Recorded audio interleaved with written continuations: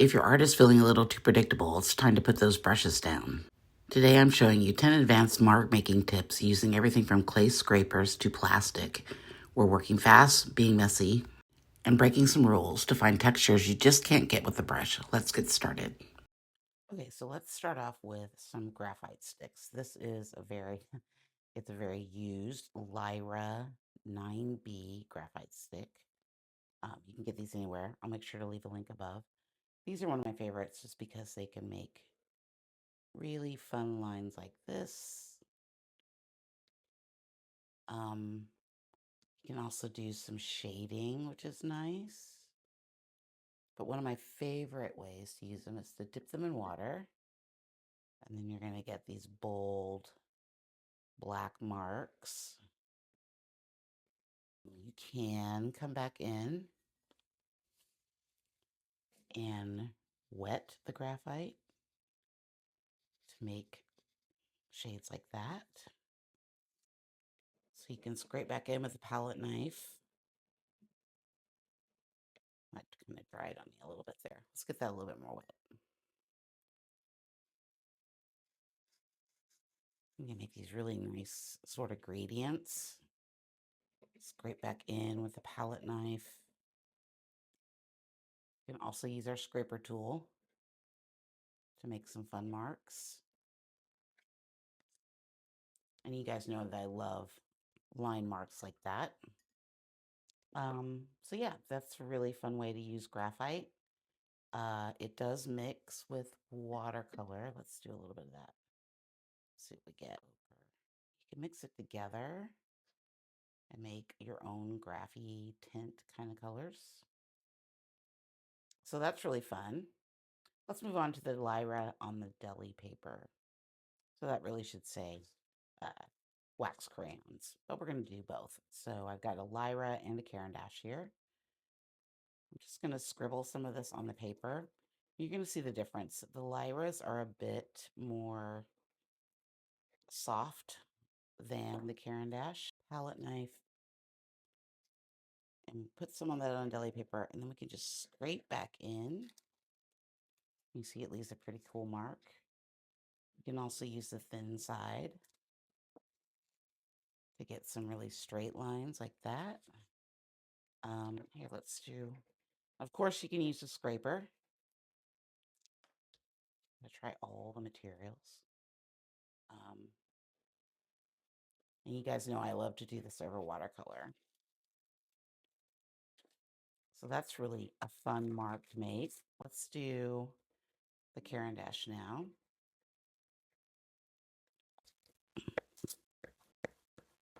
So let's try the scraping back in.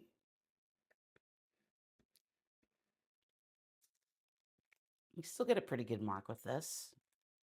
Of course, we can always also make lines like that. And also with our scraper tool, which is kind of fun. You can come back in and reactivate certain areas and make them a little bit more, the marks a little bit more blended, which is always fun. Can bring them down. You guys know that I love my Caran and Lyras. Because they're water soluble, they make working a lot more fun. So yeah, those are some fun marks. Let's move on to oil pastel. So these are the Haya oil pastels. Very smooth, very creamy. On deli paper. A lot of these techniques involve deli paper. So specifically, I like to, you guys have seen me do this a million times. I love to scrape back in. Can also make those types of marks. Of course, we can use our lovely tool here to make marks. And you can see we're kind of getting some lift there. And that'll happen sometimes, but those are really fun marks. Like, I would definitely use these. It just gives you a way to get a skinny line with your oil pastels that maybe you can't get using them flat like this, because this is going to give you, obviously more smushy marks, but those are fun. And then we can also come back in once we do that and we can scrape back in through those marks without the deli paper. We just put it on the paper. This is really fun over watercolor. Let's scrape back in, get some good marks. Probably one of my favorite ways to use oil pastels. And you can also do this with the white Lyras and the Caran. So put some down on deli paper. We're going to make some marks. And you can use any color. You don't have to use white, but I think the effect is really nice with white. So we're going to put down some marks and apply some watercolor. I will tell you that you want to make sure that you're not using a good brush, one of your good watercolor brushes. The oil pastel can come off onto your brush. But you can see, just glide it gently across. You don't want to scrub it across. Get some really cool marks there. Obviously, you can always scrape back in. That's always a possibility. But these are really nice for landscapes and making resist marks. It's a very fun way to use your oil pastels. For this next technique, I've got a little piece of plastic. I'm just going to put down some watercolors. I'm going to smoosh them into the paint, into the paper. Now we're going to do it first wet or dry. Let's do it dry first.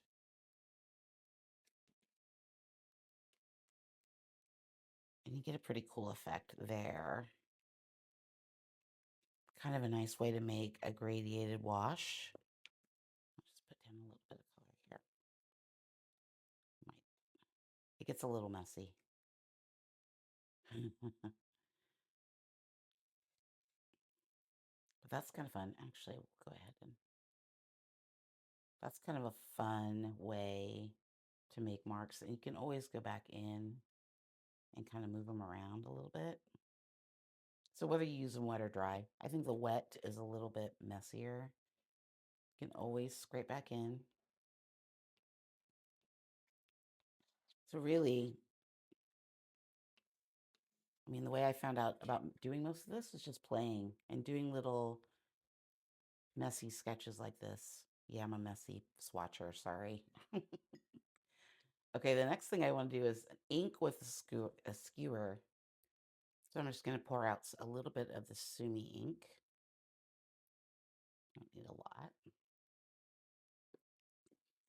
And by the way, these bowls that I'm using are really great for doing watercolor in big washes and to just put things in because they're easy to wash and they're much better than palettes, I think.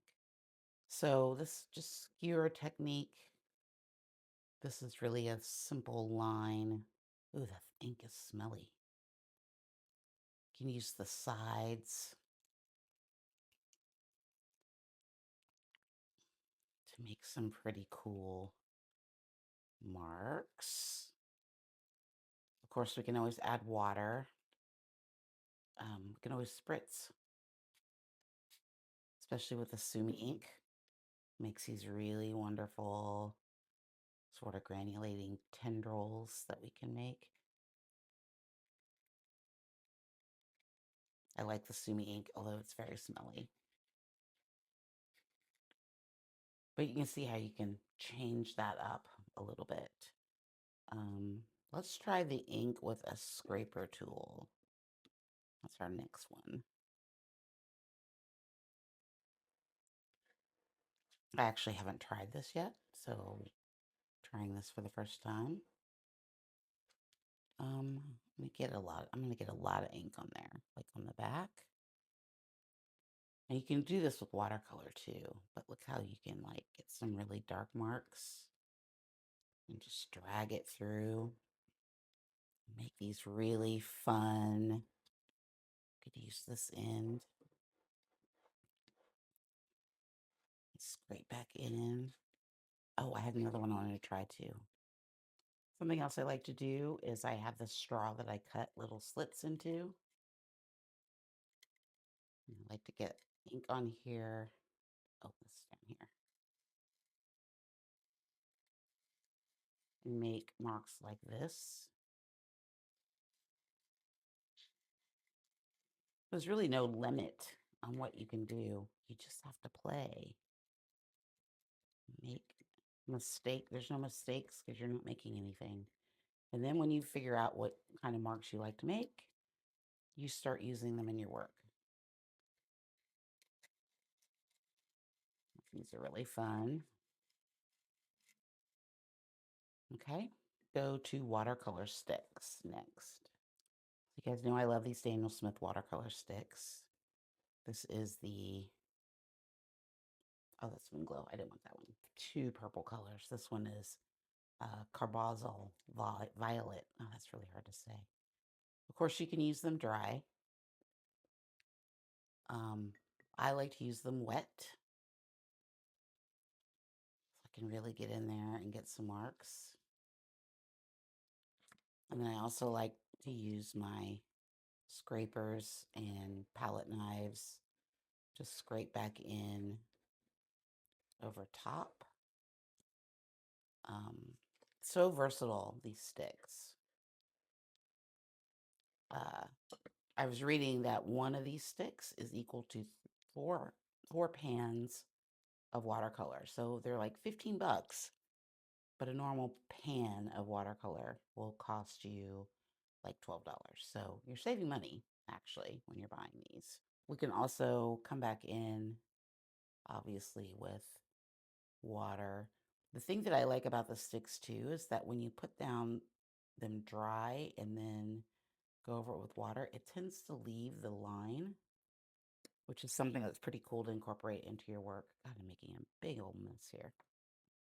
Okay, so I put down some of the violet watercolor here and dried it. I'm going to peel off some tape. This is one of my favorite ways to make marks. I don't use it very often, but I do like it. So you make it look a little tape shape over your watercolor. And then you can come in with another color and use that as a guide for your shape. So you get pretty crisp line, but you can make some really cool shapes. You can use your X-Acto knife to also get more specific shapes. You can also, let's do this. Let's make a little, almost a mask here. And we can put color down. You can also come back in and scrape through.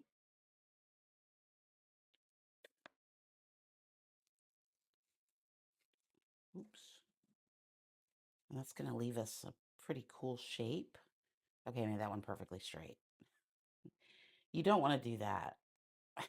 That was embarrassing. So the second idea is one that I found from another creator, Allison. I'll leave a link to her YouTube channel. She does some really cool, amazing landscapes, Allison Watt. So she had this idea to cut out just some notches in a piece of mat board. She does this with acrylic. I'm not going to do it with acrylic. We're going to do it with watercolor. So you just put down, it's almost like the tape, but you can get these pretty cool notches and shapes to put over your watercolor, which I thought was a really cool idea. Now, I haven't used it in a painting yet, but I'm going to. I just found it. So, and obviously you can make whatever shapes you want. But it's a really fun way to make guided sort of landscapey marks, that shapes that you maybe always make. And it makes it just a little more immediate to put the color down, which is nice. And of course we can scrape back in There's always scraping back in. I had one last one that I found yesterday. So you're getting not 10, but 12. One of my followers on Instagram said that she had used a cookie cutter to make marks. And I was like, okay, that sounds sort of crazy and fun. A little wash here. Let's see what happens. I think this is a snowman. She just said she drug it across.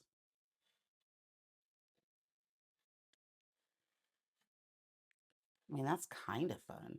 Maybe the snowman was not the best. It's the only metal cookie cutter I had. I think she said she had a serrated one, so that would definitely make a bigger difference. What if we like got some black paint on there? Okay, that didn't sort of worked. Eh, I don't know. I'm not a big fan. Let me know in the comments which one of these ideas that you would like to try. I know they all kind of look the same because we're working in such small little sections. But I use them all in all of my work. I use some combination of these ideas into my work almost all the times. So yeah, that's it. That's all I got for you today. Mark making, Trina Way, all the ways that I like to make marks. I mean, there's a million more. These are just sort of the 12 that I came up with for today. And I always try new things. So don't forget to like and subscribe. And I will see you on Thursday with, we'll do a landscape and incorporate some of these into the landscape. Let me know if you have any of your own ideas of how you like to make marks. And let's have a discussion about it. Okay? Thanks so much. Bye.